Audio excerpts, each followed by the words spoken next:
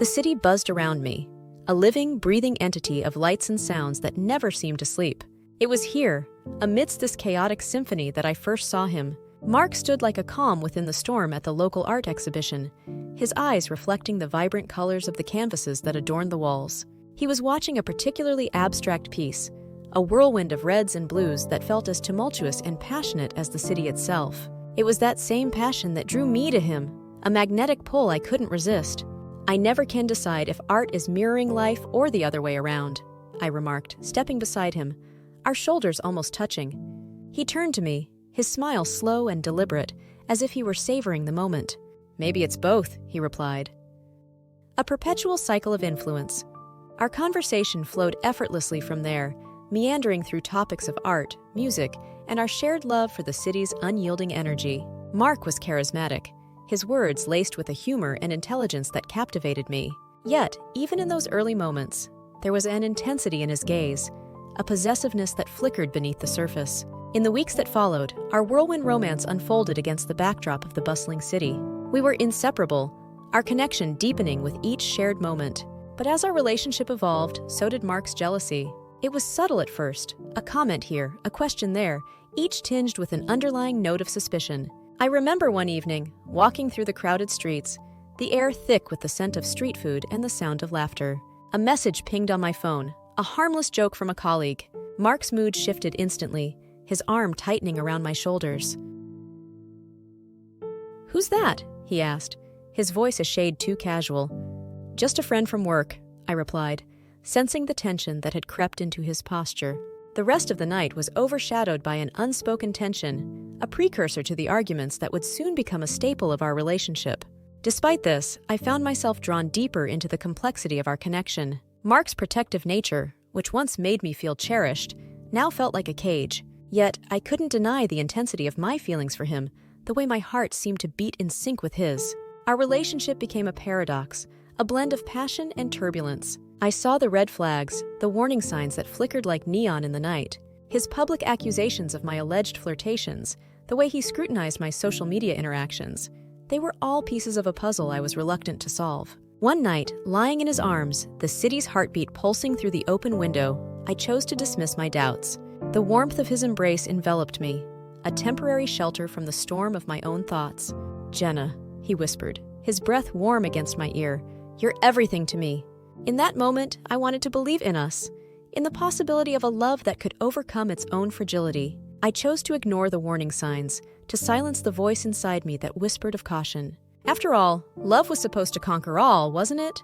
But as the city dawned anew, painting the sky with streaks of orange and pink, I couldn't shake the feeling of unease that settled in my chest. It was a prelude to the storm that was brewing on the horizon, a storm that would test the very foundation of our love. The city had a way of transforming with the seasons, each one painting its streets in different hues, breathing new life into its ancient bones.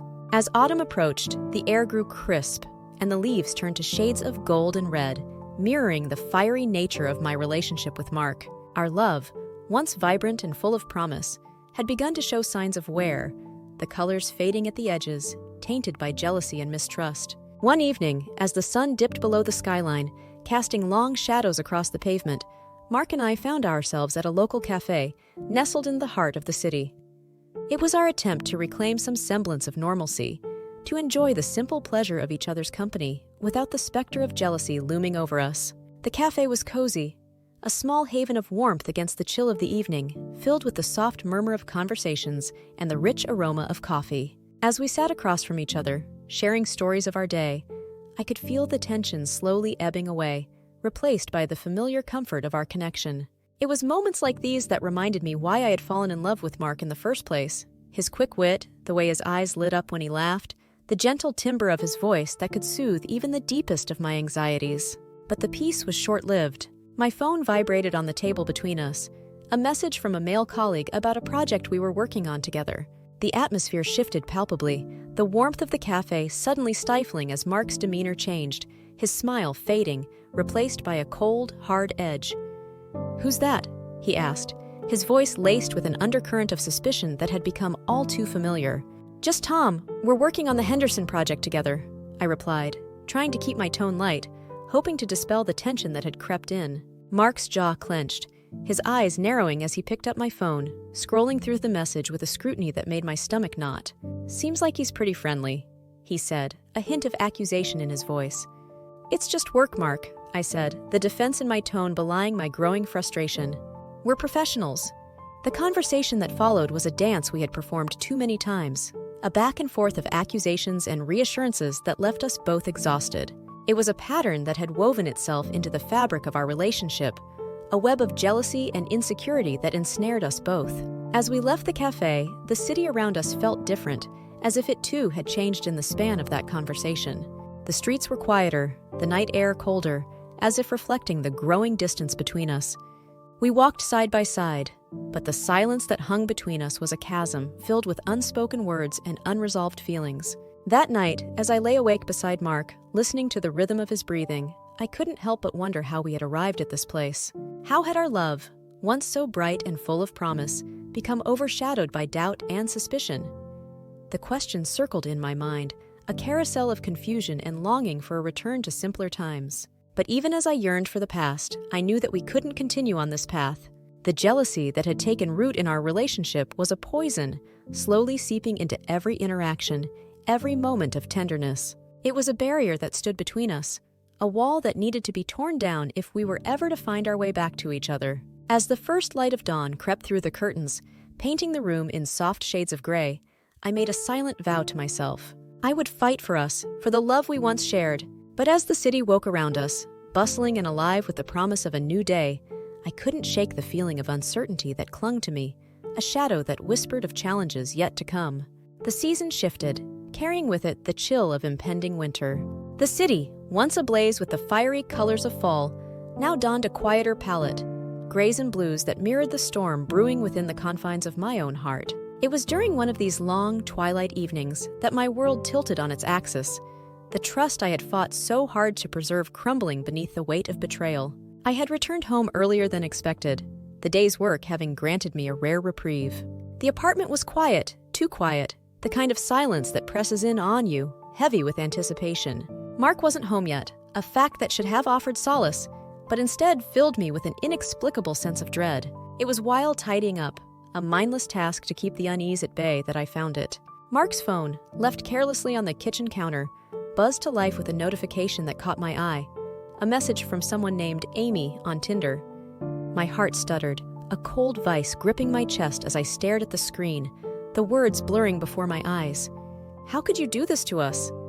The question pounded in my head, a relentless echo that fueled a surge of adrenaline. Hands trembling, I unlocked his phone, a breach of privacy I had never before considered. But the seed of doubt had taken root, growing into a gnarled vine that choked out reason. The evidence was damning, a series of messages that painted a picture I couldn't ignore. Mark's betrayal laid bare in digital ink, each word a knife twisting deeper into the heart of our relationship. I felt sick, the room spinning around me as I struggled to breathe, to think, to understand how we had come to this. When Mark finally walked through the door, the scene was set, a tableau of heartbreak and accusation. His smile faltered at the sight of me, the phone clutched in my hand a silent sentinel to his indiscretion. "Jenna, How could you do this to us? What did I ever do to deserve this?" My voice broke, a fragile thing amidst the storm of emotions that raged within me. Mark's face crumpled, the realization of what I had discovered dawning on him. "I'm sorry, Jenna. I messed up. I'll do anything to make this right. Please." His words were a plea, a desperate attempt to mend the fissures that had splintered through the foundation of our relationship.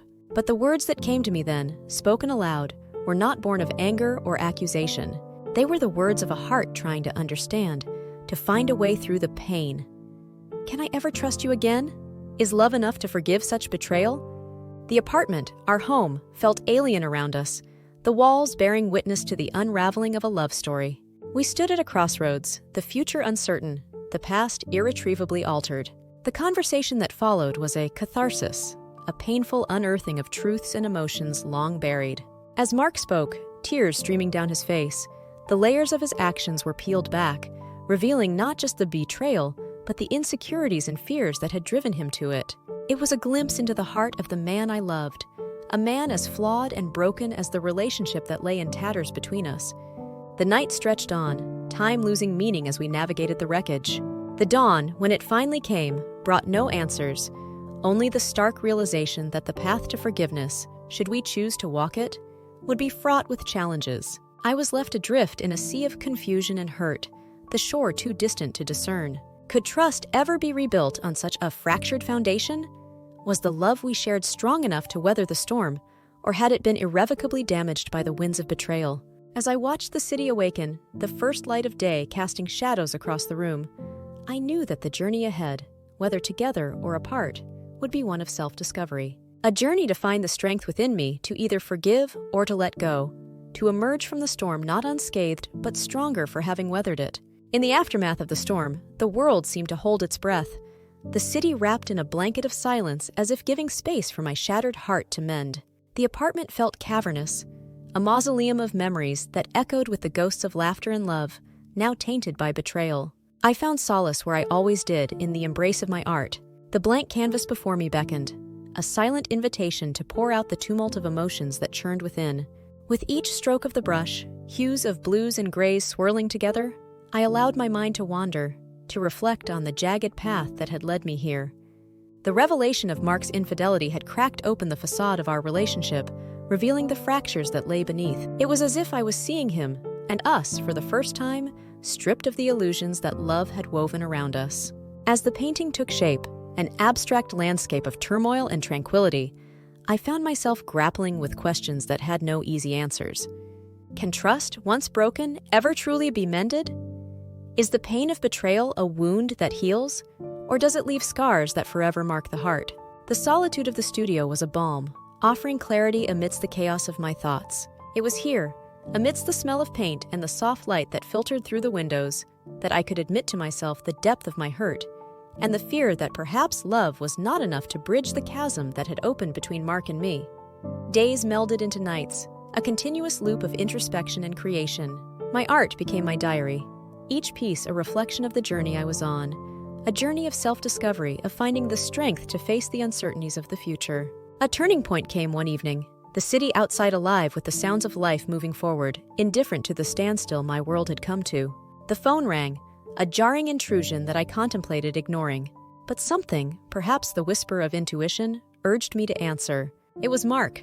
His voice, once so familiar, now carried the weight of our shared pain, the awkwardness of distance. "Jenna, can we talk? I miss you." His words, simple and raw, struck a chord.